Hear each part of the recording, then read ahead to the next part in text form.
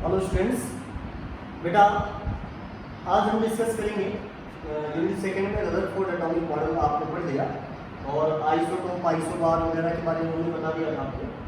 अब Rutherford atomic models में कुछ कमियां थी बेटा।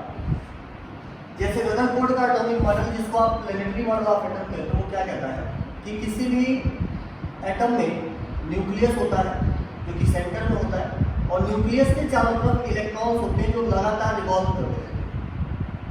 लेकिन अब समस्या ये बेटा, अगर कोई भी चीज़ कॉन्टिन्यूसली मूवमेंट कर रही है, कोई चीज़ लगातार अगर चल रही है तो इसको एनर्जी चाहिए। तो एक साइंटिस्ट था जिसका नाम था मैक्स प्लांक। उसने ये बताया कि अगर कोई इलेक्ट्रॉन कॉन्टिन्यूसली रिवॉल्व कर रहा है, कॉन्टिन्यूसली चल रहा है, तो इसका मतलब ये एनर्जी कंज्यूम करेगा और एक पॉइंट ऐसा आएगा जहां पे ये इलेक्ट्रॉन, अगर ये लगातार एनर्जी खर्च कर रहा है, लगातार एनर्जी खर्च करता जा रहा है, तो एक पॉइंट ऐसा आएगा जहां पे एनर्जी ऑफ इलेक्ट्रॉन हो जाएगी जीरो। तो ऐसे केस में तो ये इलेक्ट्रॉन स्टैटिक हो जाएगा और स्टैटिक हो जाएगा तो न्यूक्लियस क्या करेगा, इसको अपनी तरफ खींच लेगा। तो इस तरीके से एटम्स के अंदर जितने भी इलेक्ट्रॉन्स होंगे वो सारे न्यूक्लियस में गिरते चले जाएंगे और इस तरीके से एटम का एग्जिस्टेंस नहीं रह जाएगा। तो सबसे पहली जो कमी थी, सबसे पहली लिमिटेशन थी रदरफोर्ड मॉडल की, वो ये नहीं बता पाया कि from where revolving electrons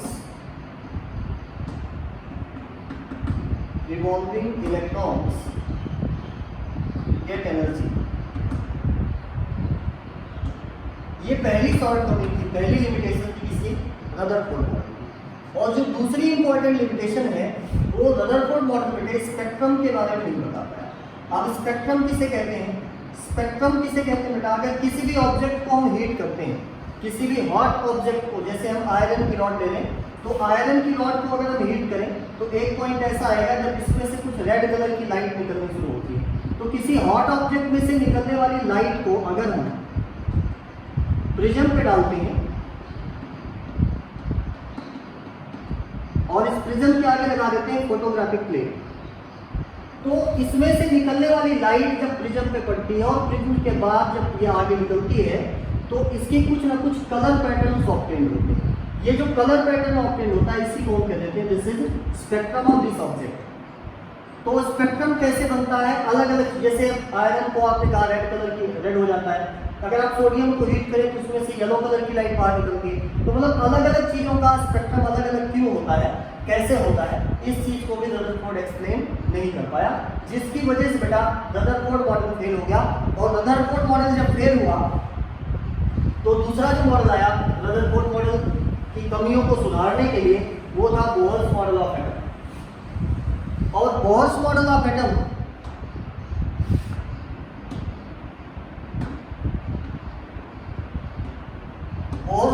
atom जिस पर्टिकुलर प्रिंसिपल पे काम करता है वो है ड्यूअल नेचर।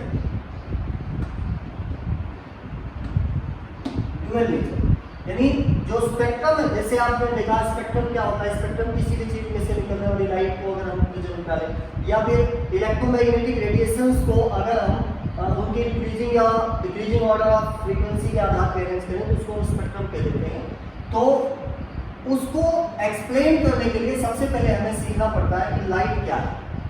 तो light is a kind of energy.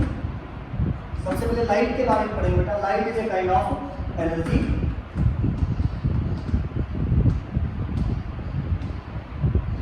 which help us to observe the things around us। हमारे चारों तरफ जो भी चीजें हैं उनको देखने में लाइट मदद करती है। और भी कई पार्ट हैं, ये तो सिर्फ एक, अगर हम लाइट की डेफिनेशन दें कि which help in observing substance around us, तो वो थोड़ा सा अगर इनकम्प्लीट सी डेफिनेशन है, क्योंकि लाइट को अगर हम देखें बेटा तो लाइट के बारे में आपने सुना होगा कि लाइट के तीन पार्ट होते हैं। एक होता है अल्ट्रावायलेट पार्ट, जो कि एटमॉस्फेयर में आता ही इसको ओजोन एब्जॉर्ब कर लेती है। दूसरा पार्ट होता है विजिबल लाइट। वो लाइट है जिसकी सहायता से हम किसी भी चीज को ऑब्जर्व करते हैं या देखते हैं। और तीसरा पार्ट बेटा इंफ्रारेड। सनलाइट के अंदर हॉटनेस जो पाई जाती है यानी जो गर्मी होती है वो किसके कारण होती है? इंफ्रारेड के कारण होती है। अगर सनलाइट में से इंफ्रारेड रेज को एब्जॉर्ब कर लिया जाए यानी हटा दिया जाए तो हमारे आसपास यानी हमें जो सनलाइट से जो गर्मी मिलती है वो नहीं मिलेगी। तो इंफ्रारेड रेडिएशन का मेन जो फंक्शन होता है वो होता है हमें हॉटनेस प्रोवाइड करना। तो इस तरीके से लाइट एक तरीके की एनर्जी है। लाइट के बारे में कहा जाता है बेटा, लाइट को अगर हम स्टडी करें तो लाइट के बारे में दो थ्योरीज आती हैं। सबसे पहली थ्योरी आती है जिसमें लाइट को माना जाता है light is a kind of wave.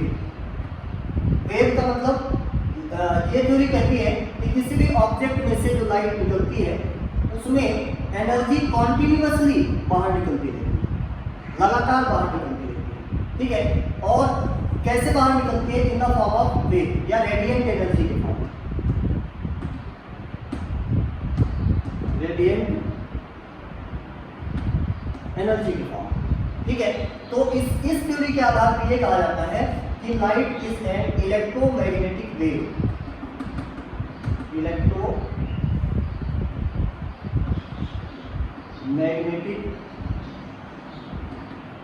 Wave.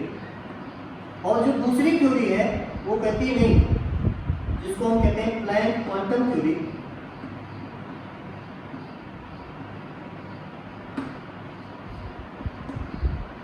ये कहती है कि लाइट जो होती है, सबसे पहले बताया light is made up of energy particles, made up of energy particles, जिसको हम कहते हैं एनर्जी पार्टिकल्स को हम कहते हैं बेटा फोटोन। तो आज हम यही देखेंगे कि लाइट, सबसे पहले हमें ये सीखना पड़ेगा इलेक्ट्रोमैग्नेटिक वेव किसे कहते हैं।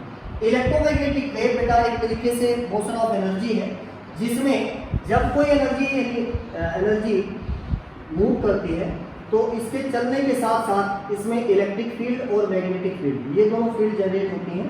और इसमें एक कंडीशन होती है कि इस तरीके की वेव्स में इलेक्ट्रिक फील्ड, मैग्नेटिक फील्ड और direction of motion of wave, ये तीनों एक दूसरे से परपेंडिकुलर होती है, 90 डिग्री एंगल में,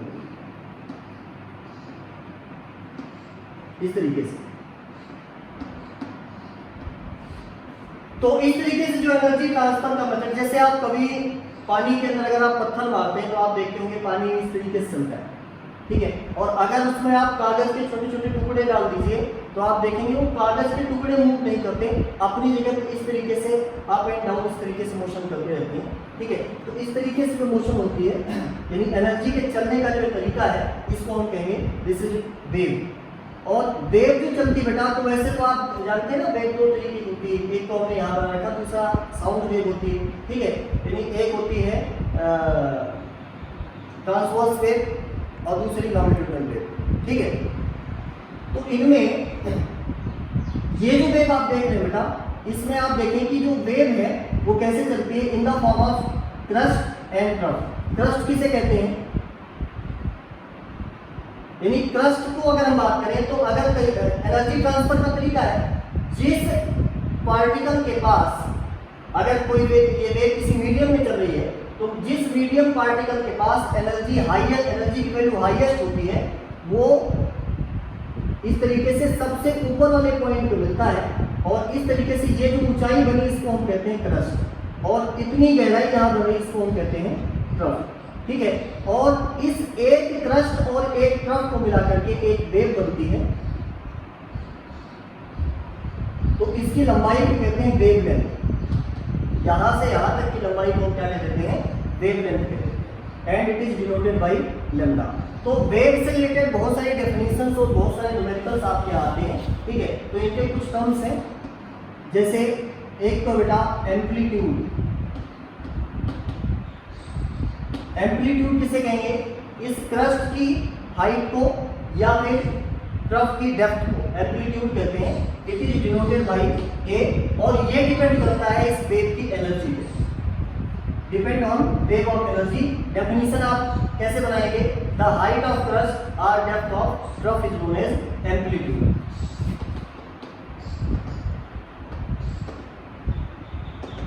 हाइट ऑफ क्रस्ट या फिर depth of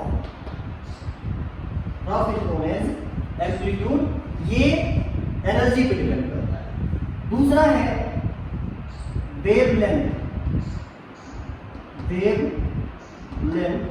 denoted by lambda.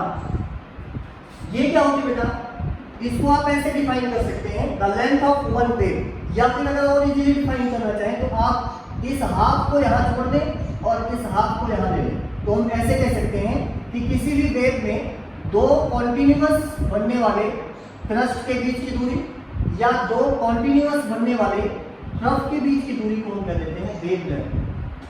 Distance between two consecutive crest और two consecutive trough is known as wavelength. Distance between two consecutive crust or trough is known as is called wavelength। और तीसरी इसकी जो property होती है बेटा वो है फ्रीक्वेंसी।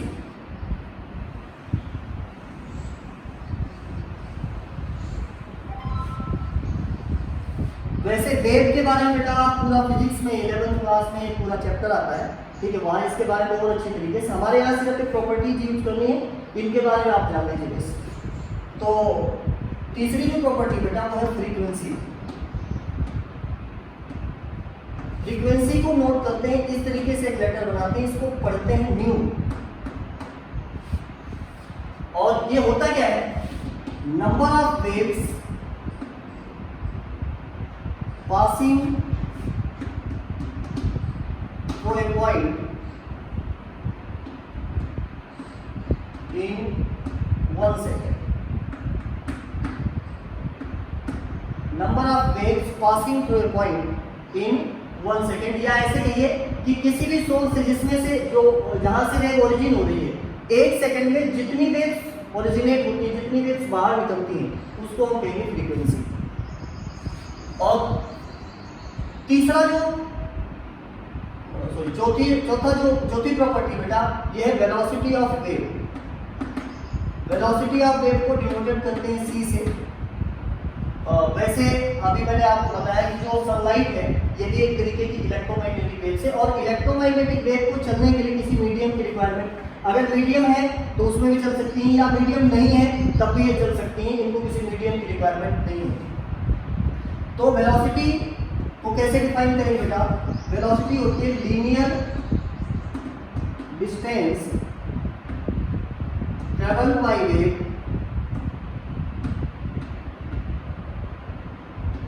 इन 1 सेकेंड।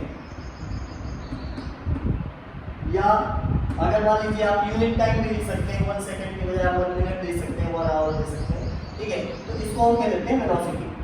और जो पांचवी प्रॉपर्टी है केमिस्ट्री में सबसे ज्यादा इंपॉर्टेंट है बेटा, इसको कहते हैं wave number.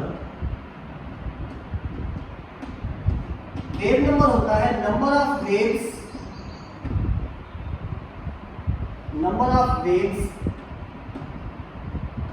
Present in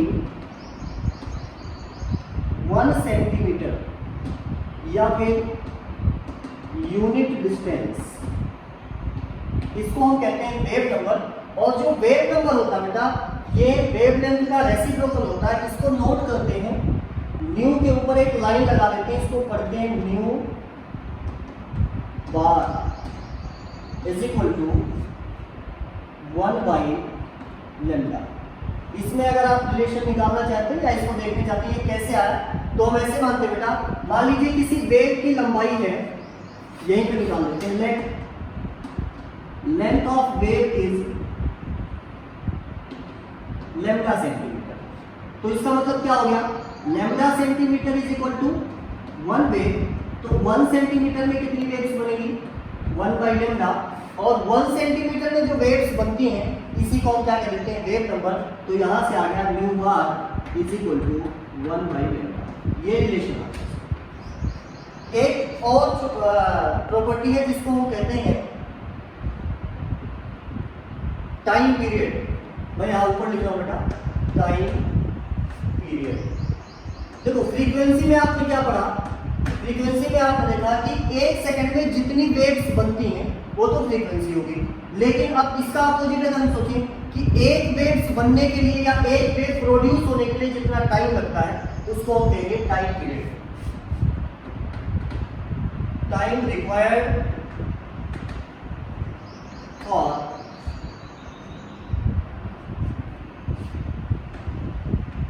production of one wave, इसको हम कहते हैं टाइम पीरियड। इसको नोट करते हैं बेटा टी से। तो आप अब यहां जैसे यहां पे ये रिलेशन निकाला वैसे यहां पे निकाल सकते हैं, ठीक है, कि भाई 1 सेकेंड अगर हम देखें कि number of waves produce in 1 second, number of waves produce in 1 second is equal to frequency. तो हम ऐसे कह सकते हैं कि mu waves are produced, mu waves produce in 1 second. तो 1 वेव प्रोड्यूस होने के लिए कितना टाइम लगेगा, 1 बाई म्यू, ठीक है। और 1 वेव प्रोड्यूस होने वाले टाइम को आप क्या कहते हैं, ठीक।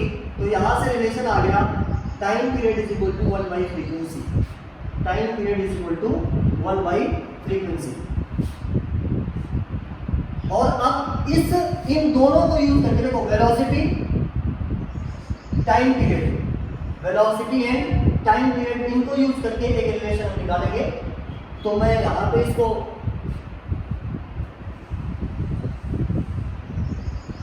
ऐसे लिख सकते हैं T is equal to 1 by, ठीक है। अब मान लीजिए कोई वेव इस पॉइंट से ओरिजिनेट होती है बेटा, और ये एक सिंगल वेव है, यानी इस पॉइंट से इस पॉइंट की लंबाई को आप क्या कह देते हैं, दिस इज लैम्डा। ये जो डिस्टेंस है अगर लीनियरली हम मेजर करें तो इसको हम क्या कह देते हैं, लैम्डा, ठीक है। और मान लीजिए किसी वेव की वेलोसिटी c है, तो आप पढ़ते हैं velocity is equal to displacement या linear distance divided by time. अब जो लीनियर डिस्टेंस अगर मान लीजिए कोई वेव 1 सेकंड में या एक वेव बनती है यहाँ से यहाँ तक अगर पहुंच रही है तो हम लिख सकते हैं c इज इक्वल टू यहाँ से यहाँ तक की लंबाई होगी लैम्डा इंटू 1 बाई टी, ठीक है। और 1 by T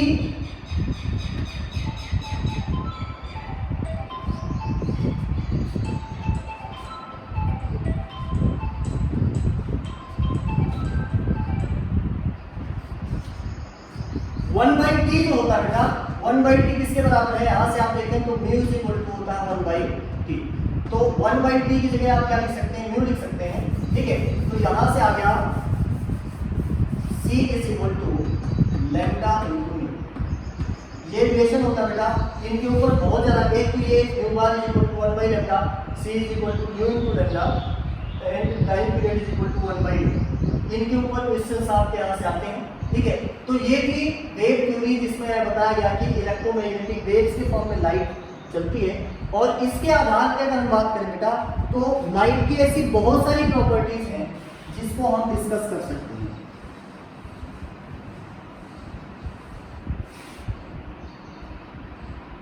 electromagnetic wave theory के आधार पे हम ये मानते हैं कि यह मानती है थ्योरी कि जो लाइट है,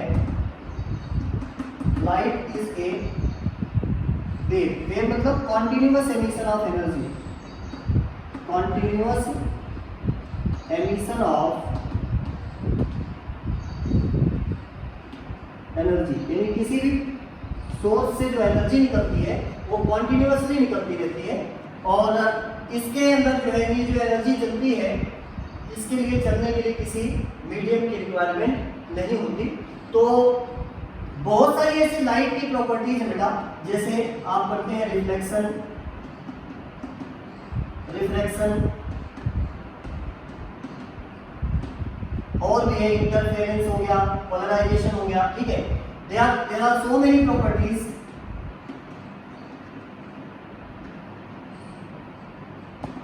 जिनको अगर हम लाइट को वेव माने तो वेव मान करके बड़ी आसानी से इनको एक्सप्लेन किया जा सकता है। लेकिन कुछ ऐसी भी प्रॉपर्टीज है बेटा जिनको हम अगर लाइट को वेव माने तो एक्सप्लेन नहीं कर सकते। तो आज हम उन्हीं प्रॉपर्टीज के बारे में आपको बताएंगे, इसके बाद फिर नेक्स्ट लेक्चर में मिलेंगे। ये प्रॉपर्टीज है बेटा जिनको हम लाइट को वेव मान करके एक्सप्लेन नहीं कर सकते। ऐसी 4 प्रॉपर्टीज हैं अपने यहाँ बेटा।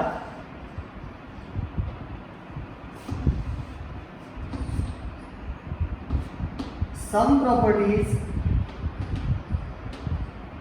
Can not explain by considering light as a wave.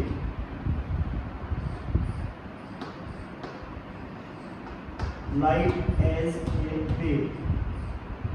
Light ये जो प्रॉपर्टी है बेटा, सबसे पहली प्रॉपर्टी है ब्लैक बॉडी रेडिएशन। यानी किसी भी ब्लैक बॉडी से निकलने वाली जो लाइट है उसके, या फिर ब्लैक कलर के ऑब्जेक्ट को अगर हम हीट करें तो उसमें से निकलने वाली जो रेडिएशन है उसका क्या बिहेवियर होता है, उसको आप लाइट को वेव मान करके एक्सप्लेन नहीं कर सकते। दूसरा है फोटो इलेक्ट्रिक इफेक्ट।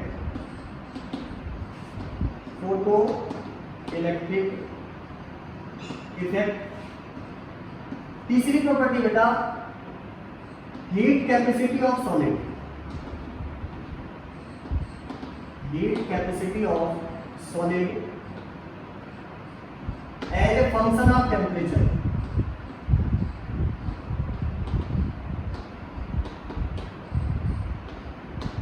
और जो चौथी प्रॉपर्टी बेटा जिसको हम एक्सप्लेन नहीं कर सकते वो है स्पेक्ट्रम।